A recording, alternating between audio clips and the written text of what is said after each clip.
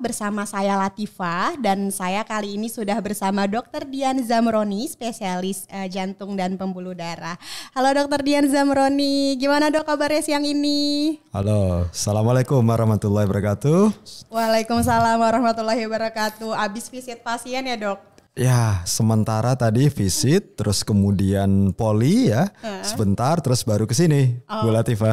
Luar biasa banget nih Dr. DZ. Dr. Dian Zamroni ini kalau di RSUI saya suka akrab dipanggilnya Dr. DZ gitu ya.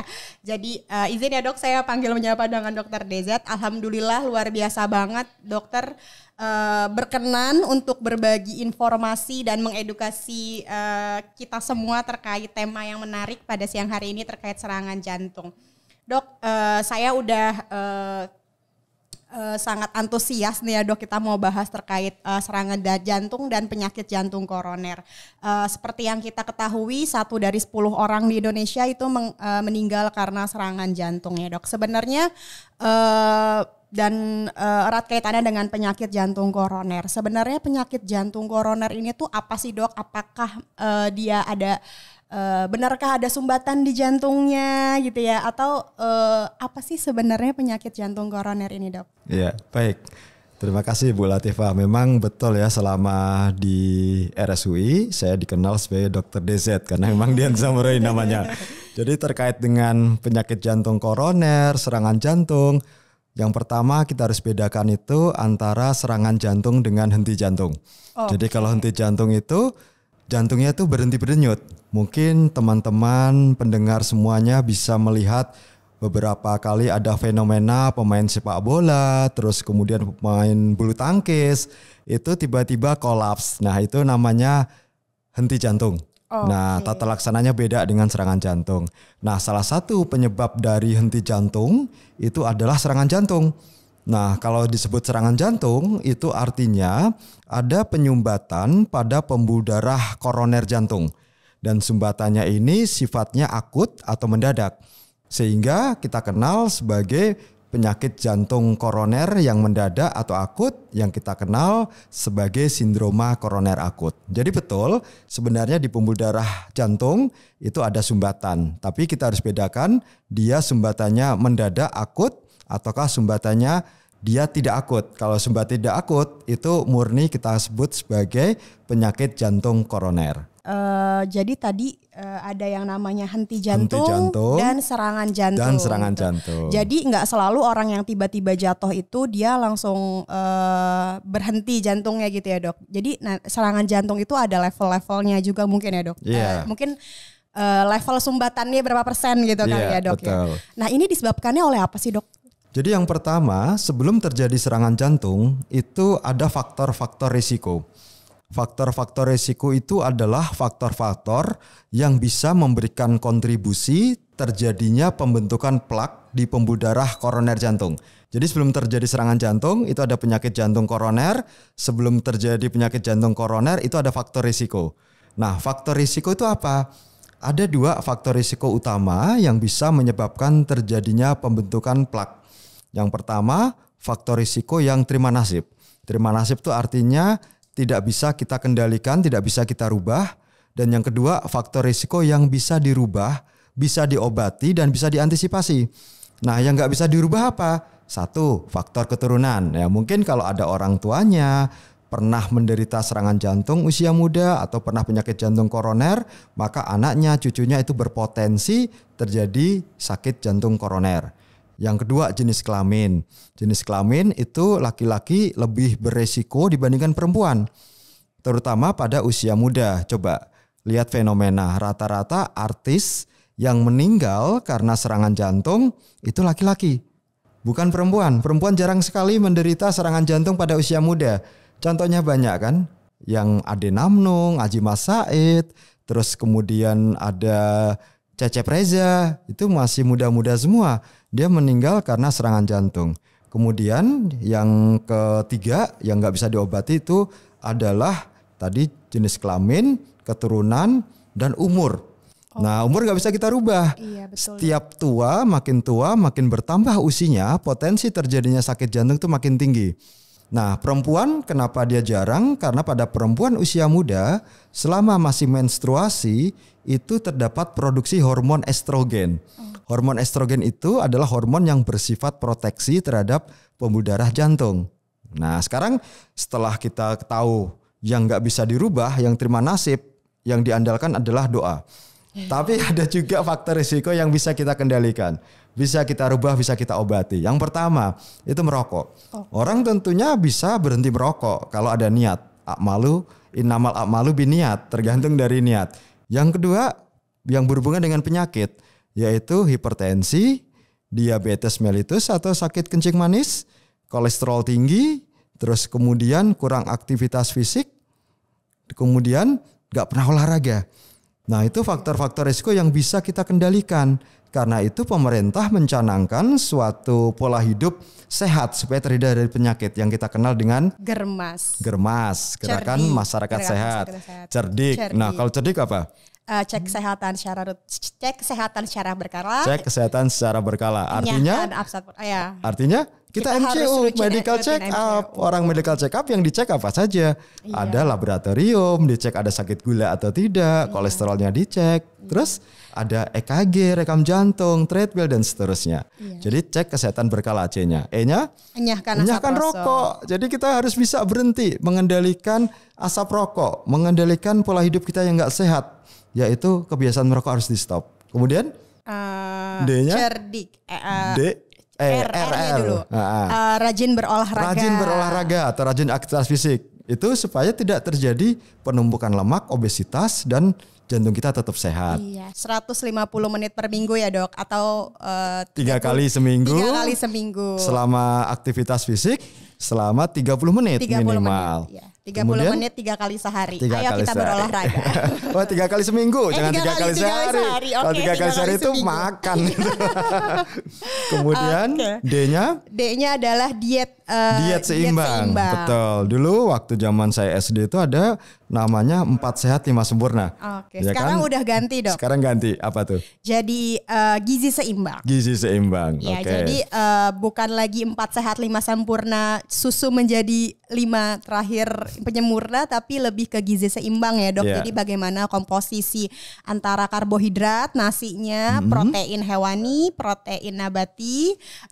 Protein hewani itu mungkin lebih ke ayam gitu, daging, telur gitu ikan, terus protein nabati kita Indonesia kaya dengan makanannya gitu kan, kayak tempe, tahu gitu ya, kedelai sumber protein nabati, dan jangan lupa sayuran dan juga buah-buahan, sama minum air putih ya dok. Iya betul. Jangan lupa 8 gelas per hari.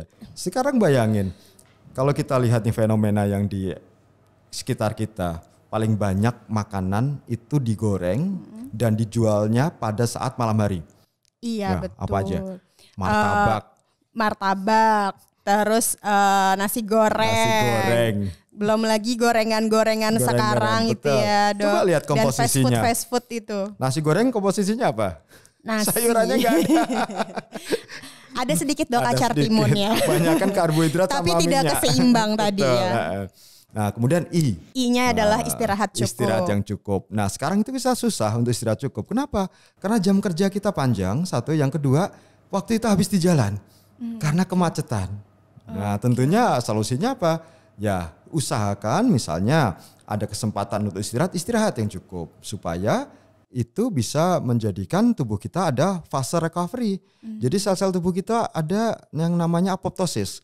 Apoptosis itu fenomena yang rutin di tubuh kita, di mana sel-sel yang sudah tua aus itu akan mati atau rusak. Jadi untuk mencegah itu, maka kita harus istirahat yang cukup. Oke. Kemudian yang terakhir, K terakhir adalah kelola stres. Ini isu banget nih dok untuk anak-anak zaman now, generasi Gen Z ya, terkait mental health nih dok. Jadi kita harus mengelola stres ya dok ya. Dengan sebenarnya tadi balik lagi ke pola hidup baik dan pola hidup sehat kita. Jadi kita mungkin lebih mindful gitu ya. Terus stres lirisnya mungkin beda-beda setiap orang ya dok. Tapi itu penting untuk mengelola stres. Betul. Oke, ini keren banget dok. Kita udah dapat banyak banget di segmen pertama ini, mulai dari apa itu penyakit jantung koroner, tadi penyebabnya apa, sampai tadi kita bahas terkait cerdik untuk mencegah penyakit jantung koroner. Jadi kalau kita bicara tentang program pemerintah ada Germas, ada cerdik, tentunya cerdik ini tujuannya untuk mencapai sehat. Apalagi itu dok sehat dok? Sehat itu seimbang gizi, enyahkan rokok, hanya hindari stres, awasi tekanan darah, T-nya teratur berolahraga. Jadi ingat cerdik dan ingat sehat. Iya, supaya sehat berlakulah secara cerdik, maka dengan cerdik untuk mencapai sehat. Mantap dokter. Sahabat pensiunan, kita mungkin break dulu sejenak sebelum kita lebih jauh membahas gimana sih gejalanya, nanti pengobatannya gimana. Kita menikmati dulu beberapa lagu enak berikut ini.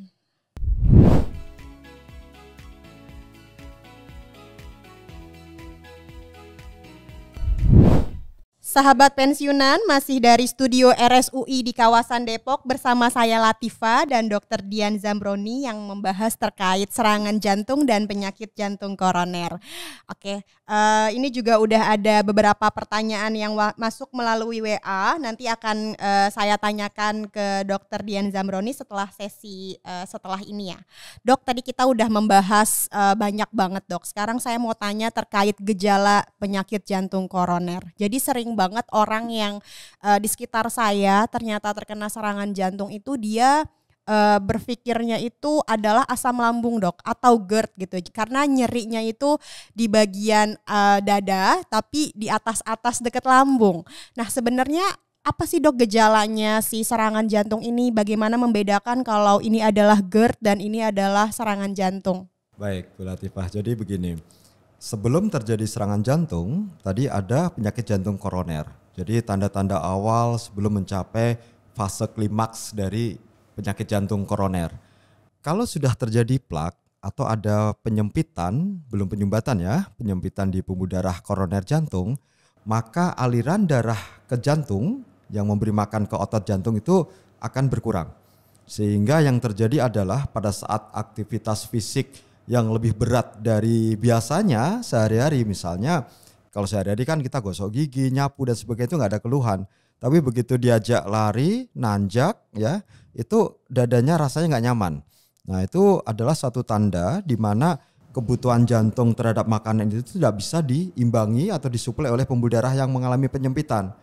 Nah itu tanda awal dari penyakit jantung koroner yang mudah kita kenal sebagai penyakit jantung akibat penyempitan di pembuluh darah koroner. Nah, tetapi pada saat tertentu di mana terjadi sumbatannya itu bersifat mendadak atau bersifat akut, itu keluhannya lebih berat dari itu.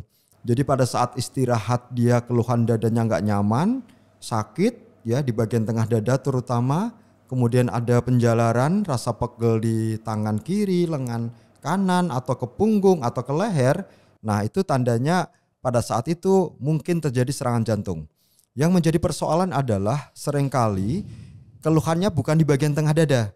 Kalau bagian tengah dada orang berpikir, oh dada saya sakit nih, jangan-jangan sakit jantung. Tetapi yang seringkali kita kecolongan itu kalau nyerinya itu di ulu hati. Seperti orang sakit lambung. Apalagi kalau sekarang musim hujan. Ya. Nah kalau musim hujan nih saya tanya, Bu Latifah udah berkeluarga kan? Udah. Suaminya nih pulang kerja, naik motor, kehujanan, sampai di rumah ulu hatinya nyeri, mual muntah, keluar keringat dingin. Apa yang Bu Latifah pikirkan? Masuk angin. Terus apa yang dikerjakan? Masuk angin biasanya minum yang hangat-hangat minum dulu. Hangat-hangat. Biasanya kerokan. Nah itu sudah protap ya, standar banget kalau orang masuk angin. Standar orang Betawi dok. Iya betul. Nah jadi itu yang sering kita salah. Kita kecolongan kalau keluhannya di ulu hati, keringat dingin muncul, orang sendawa, muntah-muntah, dikira masuk angin, kerokan dulu. Habis kerokan, minum menjai hangat, tidur selimutan, besok pagi dibangunin nggak bangun lagi. Nah, apa yang kita sebut sebagai gejala apa itu? Serangan jantung. Serangan jantung. Orang awam nyebutnya? Angin duduk. Angin duduk, iya betul lah. Itu sering kecolongan. Kenapa bisa seperti itu? Karena jantung itu organ, ada bagian depan, ada bagian belakang, ada bagian bawah, ada bagian atas. Nah, seringkali yang terkena penyumbatan adalah di pembuluh darah bagian depan yang kita kenal sebagai left anterior descending bahasa medisnya, jadi bagian depan. Tapi tidak tertutup kemungkinan yang mengalami penyumbatan itu bagian right coronary artery atau arteri koroner kanan, di mana arteri koroner kanan itu mensuplai darah ke bagian bawah jantung. Nah, bagian bawah jantung nggak dapat makanan akibat penyumbatan, sementara bagian bawah jantung itu berbatasan dengan lambung. Sehingga keluhannya mirip sekali dengan orang sakit lambung, mirip sekali dengan orang masuk angin. Sehingga datang ke rumah sakit kondisinya sudah terlambat, malah belum sampai ke rumah sakit, meninggal duluan karena yang kita kenal sebagai angin duduk itu. Angin duduk. Oke, jadi gitu ya sahabat pensiunan. Jadi istilah-istilah yang tadi udah disebutin sama Dr. Dian Zamroni, angin duduk gitu ya, yang dikenal sama masyarakat, mungkin itu adalah salah satunya adalah serangan jantung, gitu ya Dok. Terus nih Dok, saya mau tanya lagi Dok, misalnya nih Dok, kalau kita menemukan keluarga kita atau mungkin tetangga kita yang kita curigai serangan jantung, ada nggak sih Dok pertolongan pertama yang mungkin bisa kita lakukan? Tentunya harus langsung segera bawa ke IGD ya Dok, gitu. Tapi ada nggak sih Dok, misalnya agak sambil nunggu mobil dulu nih Dok, kayak gitu? Ada nggak sih Dok? Jadi kalau kita ketemu saudara kita, tetangga kita, kalau dia mengalami keluhan seperti serangan jantung, maka pisahkan dua. Yang pertama, apakah dia rutin selama ini berobat jantung ataukah ini baru pertama kali, nggak ketahuan. Kalau dia sudah rutin berobat jantung atau pernah riwayat sakit jantung sebelumnya, maka biasanya dokter jantung, terutama saya nih, saya bawakan pasien-pasien itu obat pertolongan kalau terjadi kegawatan, yaitu obat isosorbit dinitrat yang diberikan di bawah lidah. Nah, itu pertolongan. Tujuannya untuk membuka pembuluh darah yang awalnya sempit agak lebar dikit sehingga alirannya lebih terjaga. Kemudian kadang pengencer darah sudah rutin diberikan, maka boleh diberikan pengencer darah. Yang paling sederhana adalah aspirin, aspilet. Sekarang banyak tersedia aspirin, tetapi jumlahnya mungkin agak berkurang, beberapa fenomena obatnya nggak ada. Sering diganti dengan bodrexin, dengan insana, itu isinya sama. Jadi itu dulu yang dikerjakan. Tetapi kalau dia belum pernah kena serangan jantung, maka sebaiknya jangan kasih obat dulu. Kenapa? Karena kalau terjadi perburukan, kemudian pasiennya meninggal misalnya, takutnya yang disalahkan adalah yang ngasih obat. Karena ya kita nggak tahu itu benar serangan jantung atau bukan, karena dia nggak pernah mengkonsumsi obat-obat tersebut. Jadi sebaiknya gimana? Paling aman segera bawa ke rumah sakit terdekat. Oke, keren banget nih Dok. Berarti tadi pembedanya adalah itu ya, udah punya penyakit jantung atau belum. Kalau belum udah langsung aja segera ke rumah sakit. Nah Dok, kalau misalnya ngomongin terkait penyakit jantung koroner, ngomongin serangan jantung untuk penanganannya gitu ya Dok, kita sering juga ngebahas terkait pasang ring jantung gitu ya Dok ya. Iya, saya mau ngebahas terkait ini nih Dok. Jadi kayak saya pernah terkena serangan jantung, terus saya udah pasang ring jantung. Sebenarnya pasang ring jantung tuh apa sih Dok gitu ya, terus menakutkankah gitu?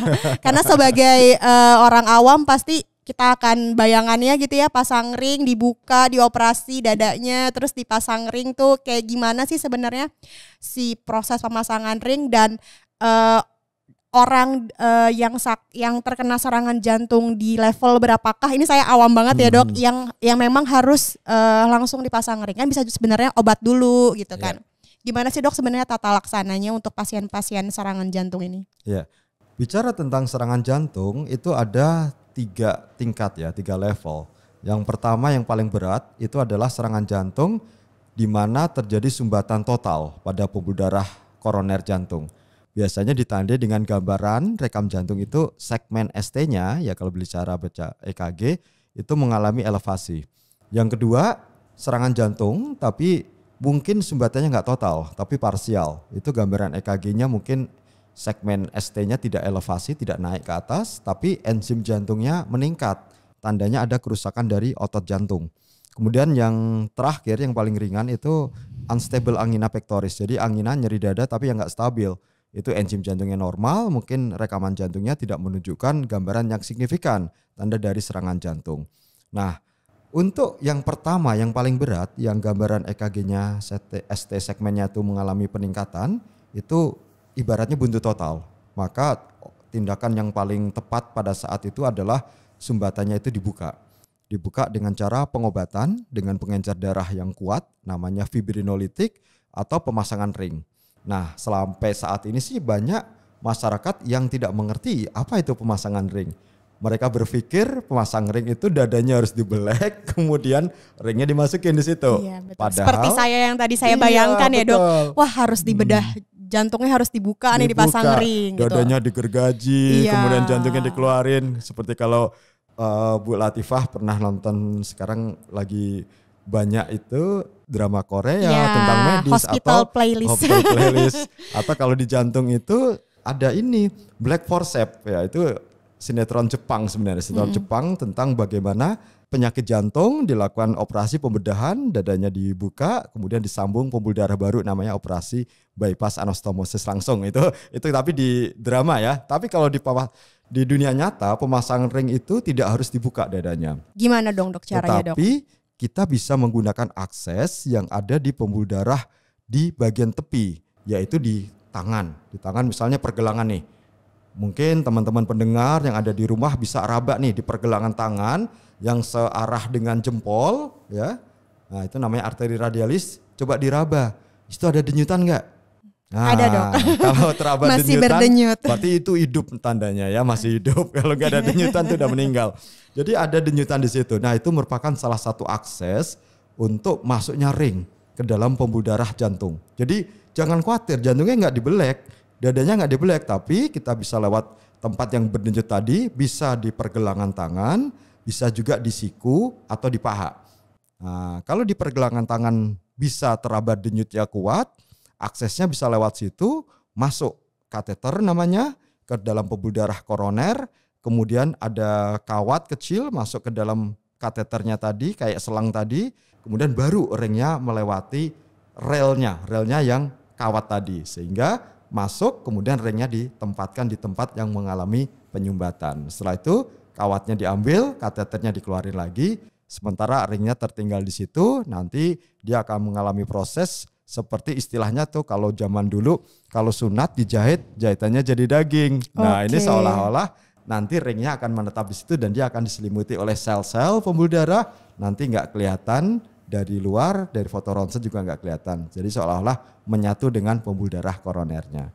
Oke, menarik banget nih dok. Jadi ternyata pasang ring jantung atau kateterisasi jantung itu ternyata melalui lengan tangan ya dok ya. Dari tangan. Dari pembuluh darah yang ada di tangan kita gitu ya, dengan sebuah selang yang kecil gitu ya dok. Berarti ringnya tuh juga kecil gitu. Kecil, dok? Ukurannya milimeter. Jadi paling panjang itu antara 46 mm paling panjang.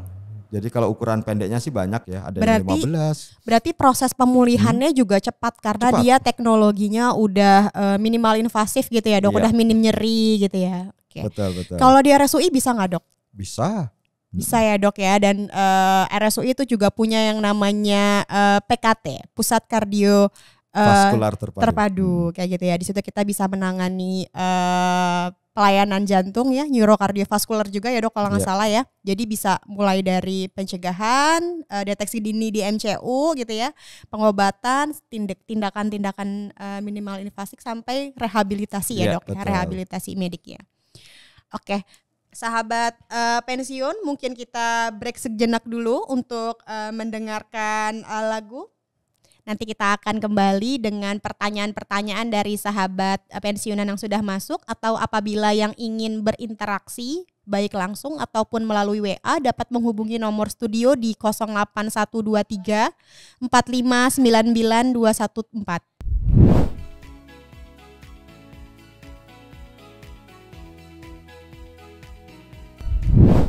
Sahabat pensiunan, masih dari studio RSUI di kawasan Depok bersama saya Latifah dan Dr. Dian Zamroni. Kami akan lanjutkan pembahasan tentang serangan jantung dan penyakit jantung koroner. Oke, tadi saya udah janji mau bacain pertanyaan dari sahabat pensiunan yang masuk melalui WA kami. Sudah ada sekitar 3 pertanyaan yang terkumpul. Ini sebenarnya ada 5, tapi pas saya baca tadi sebenarnya udah dijawab dari penjelasan Dr. DZ. Oke, kita yang pertama dulu ya dok. Ada pertanyaan dari Ibu Dewi Ayu dari Depok. Pertanyaannya, Minggu lalu ibu saya baru dipasang ring nih dok. Pasca tindakan tersebut, ibu udah pulang ke rumah merasakan keluhan kepala sering pusing dan dada berdebar-debar. Apakah itu normal dok atau ada lagi yang harus diperhatikan? Oke. Jadi ibunya habis pasang ring jantung dan sering keluhan kepalanya sering pusing dan dadanya berdebar-debar. Baik, Ibu Dewi Ayu. Dewi Ayu di Depok ya. Wah, tetangga dengan RSUI ini ya. Iya. Mudah-mudahan bisa kontrol di RSUI. Oke. Ya, jadi begini. Pada orang yang sudah dilakukan pemasangan ring jantung, maka yang harus kita perhatikan adalah obat-obatan. Obat-obatan yang wajib diminum adalah obat-obat pengencer darah, itu untuk menjaga supaya tidak terjadi penyempitan. Yang kedua, obat-obat yang dulunya pernah dikonsumsi sebelum dilakukan pemasangan ring. Dan yang paling sering yang menyebabkan terjadinya keluhan sakit kepala atau agak berdebar itu obat-obat yang digunakan untuk melebarkan pembuluh darah. Misalnya pembuluh darah yang mengalami penyempitan dulunya diberikan obat yang namanya isosorbit dinitrat. Nah, yang tadi saya bilang ini obat buat jaga-jaga nih, taruh di dompet. Kalau terjadi keluhan dadanya sakit, sesek, maka taruh di bawah lidah. Nah, obat itu menjaga supaya pembuluh darahnya itu melebar. Nah, biasanya kalau sudah dipasang ring, obat-obat tersebut bisa dihentikan supaya tidak menimbulkan efek samping lain, yaitu pembuluh darah bagian kepala atau otak yang mengalami pelebaran. Nah, kalau obat itu tetap dikonsumsi, tentunya di koroner, di pembuluh darah koroner sudah nggak berfungsi lagi, nggak ada gunanya karena udah ada ring. Maka obat itu mungkin akan melebarkan pembuluh darah di otak, sehingga yang terjadi adalah sakit kepala. Jadi lihat dulu obatnya itu ada apa enggak, kalau ada maka itu di stop dulu.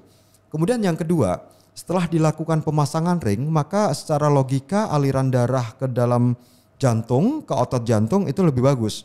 Sehingga otomatis kekuatan dari jantungnya akan bertambah, yang awalnya dia tadi sakitan karena suplainya terhambat oleh penyumbatan, dia sekarang udah bagus sehingga kontraktilitasnya mungkin akan meningkat, denyutnya jantung akan lebih kuat. Makanya yang membuat bisa jadi berdebar-debar. Karena itu mungkin kita harus rem. Nah, di rem apanya? Di rem aktivitas yang berlebih tadi. Denyut jantung yang berlebih mungkin harus kita rem dengan menggunakan mungkin dengan obat-obatan dulu. Obat untuk ngerem supaya denyut jantungnya enggak berdenyut lebih cepat. Misalnya golongan bisoprolol, obatnya paling sering dipakai. Kemudian yang kedua, mulailah aktivitas fisik. Mulailah dengan berolahraga. Jadi pasca pemasangan ring yang salah adalah harus istirahat total. Itu stigma yang salah buat masyarakat. Jadi pasca pemasangan ring, aktivitaslah seperti biasa. Justru intensitas olahraganya harus dinaikkan, ditingkatkan supaya alirannya itu tetap dijaga. Denyut jantungnya tetap optimal. Dengan berolahraga secara teratur, aktivitas secara teratur, maka secara otomatis denyut jantung kita akan lebih terkontrol, lebih pelan. Makanya kalau kita lihat seorang atlet, kalau dilakukan tes treadmill, itu durasi treadmillnya itu panjang banget. Dia kadang sampai mencapai target yang ditentukan, 220 dikurangi umur, itu maksimal denyut jantung nggak tercapai, 85%-nya. Kenapa? Karena dia biasa olahraga. Jadi pada seorang atlet, namanya jantung atlet atau atlet heart, itu denyutnya cenderung pelan.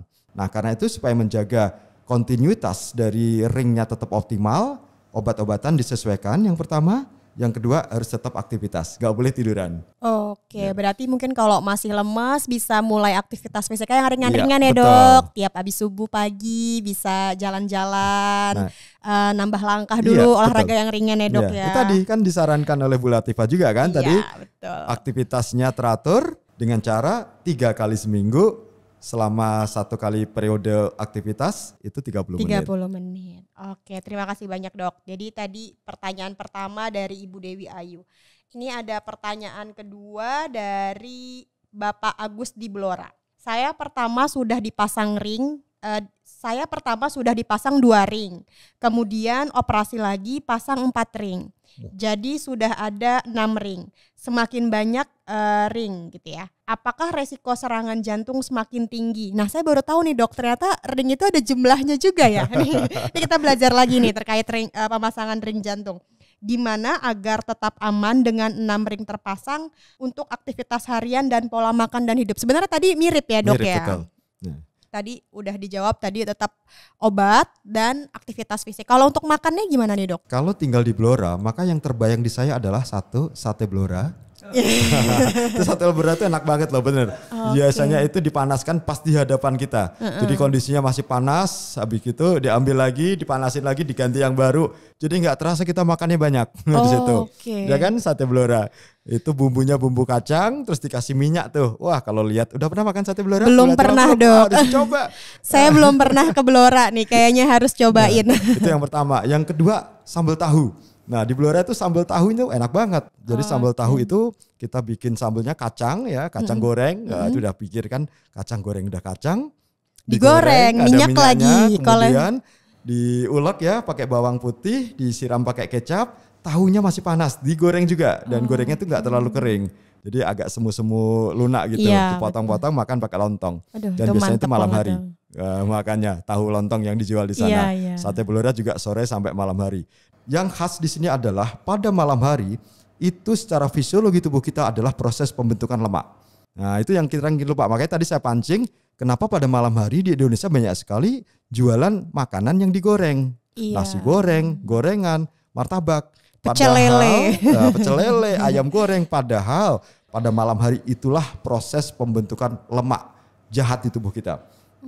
Nah makanya teman-teman yang sudah pernah kena serangan jantung, riwayat pasang ring, obat salah satu yang wajib diminum adalah obat anti kolesterol. Nah itu minumnya pada malam hari. Kenapa? Karena dia akan menghambat enzim yang merubah dari makanan yang mengandung minyak-minyak tadi ke dalam kolesterol jahat di tubuh kita. Jadi diblok oleh obat tersebut. Terkait dengan pasang ring tadi, pertama 2, kemudian 4. Artinya apa? Ada penyempitan. Penyumbatannya itu mungkin pada saat awal baru 2, kemudian bertambah lagi, atau di dalam ring yang lama terjadi penyempitan lagi.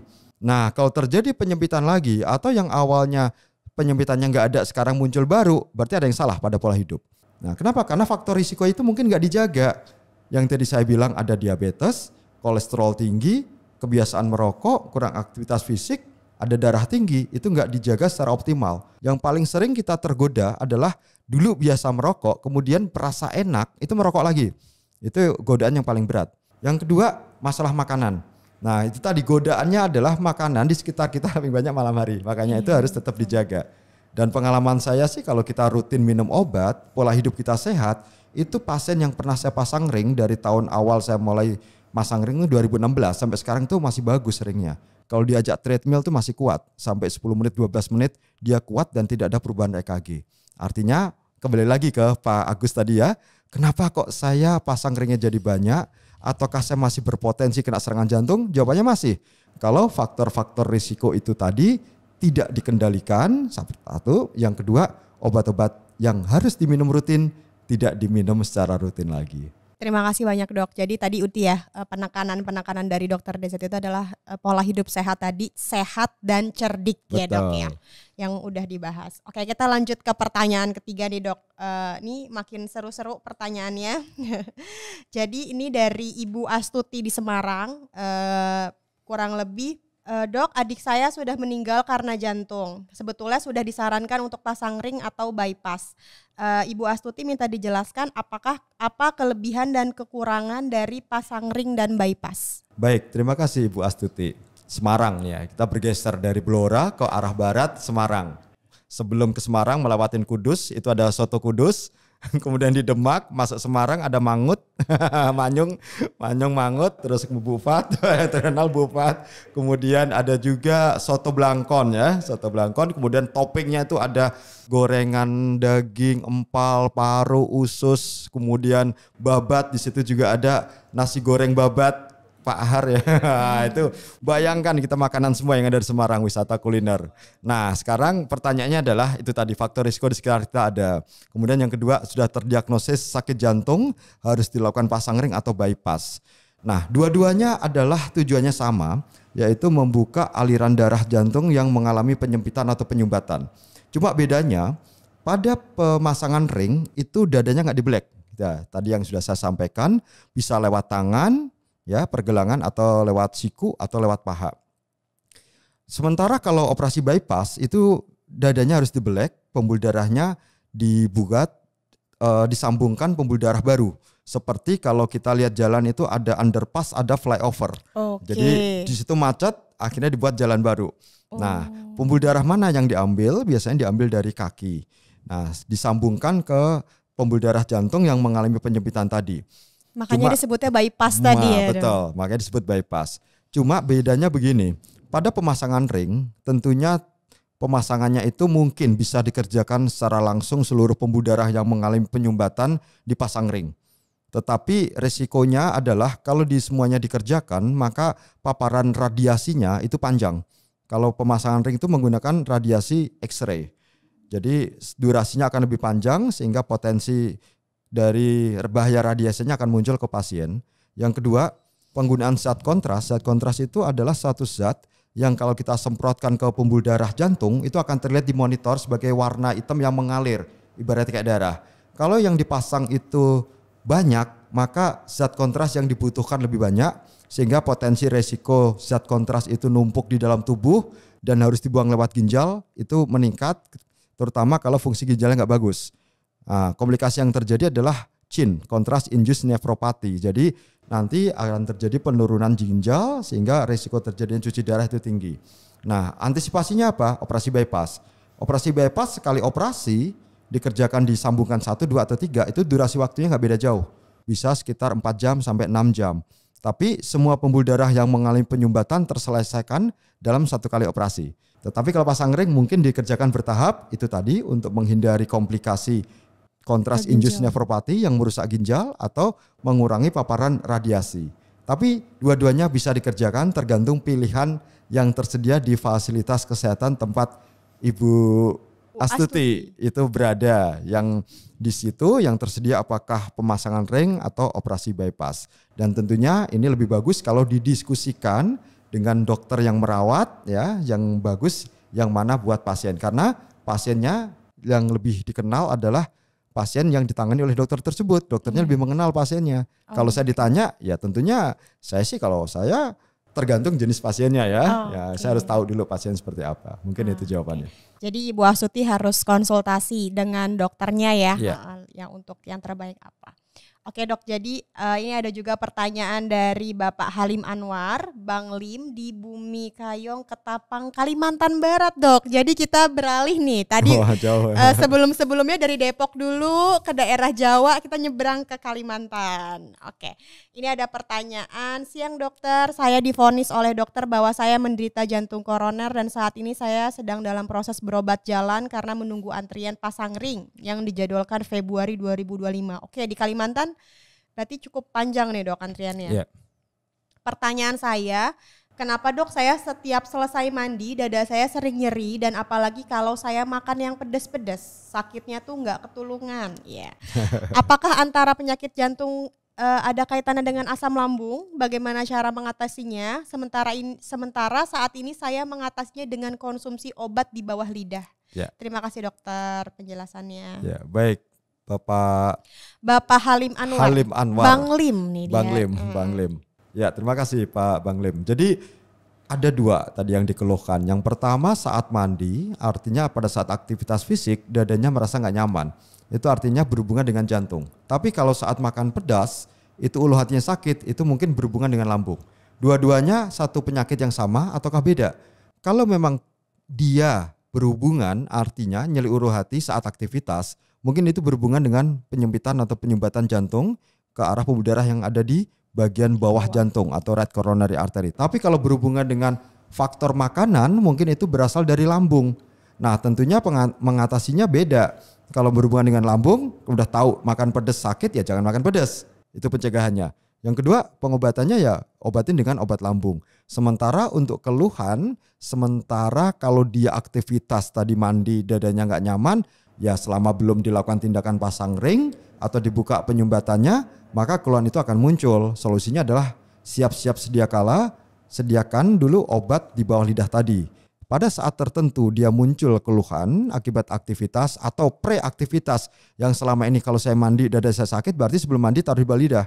Dia kerja duluan supaya pada saat mandi udah nggak ada keluhan lagi.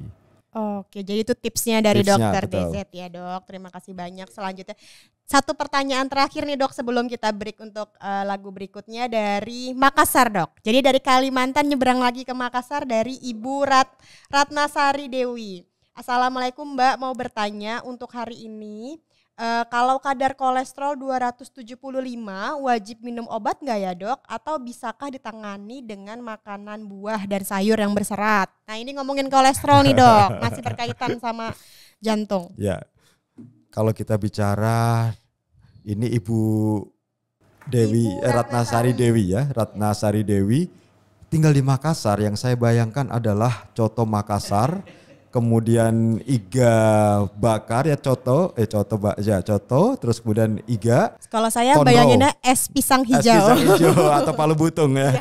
Nah kalau kita lihat coto Makassar, kita lihat sih bumbunya kental ya, kemungkinan ada santannya. Kemudian yang kedua kontro bakar, biasanya kontro yang paling enak tuh yang ada minyaknya, ada lemaknya. Kalau dibakar tuh gurih-gurih. Nah itu, jadi kalau kita sebut kolesterolnya tinggi dan konsumsi makanannya itu seperti itu, tentunya kolesterol itu nggak akan bisa turun. Kalau tadi disebutkan punya Ibu Ratnasari Dewi itu kolesterolnya 270, maka kolesterol itu sebenarnya ada 4 komponen yang dicek. Yang pertama kolesterol total, yang kedua kolesterol LDL, trigliserida, dan HDL. 3 total, trigliserida, LDL itu kolesterol jahat. HDL itu kolesterol bagus, dan kolesterol bagus itu biasanya di bawah 100, di atas 45 rata-rata. Tapi kalau 270 ada 3 komponen ini. Apakah itu LDL, trigliserida atau total.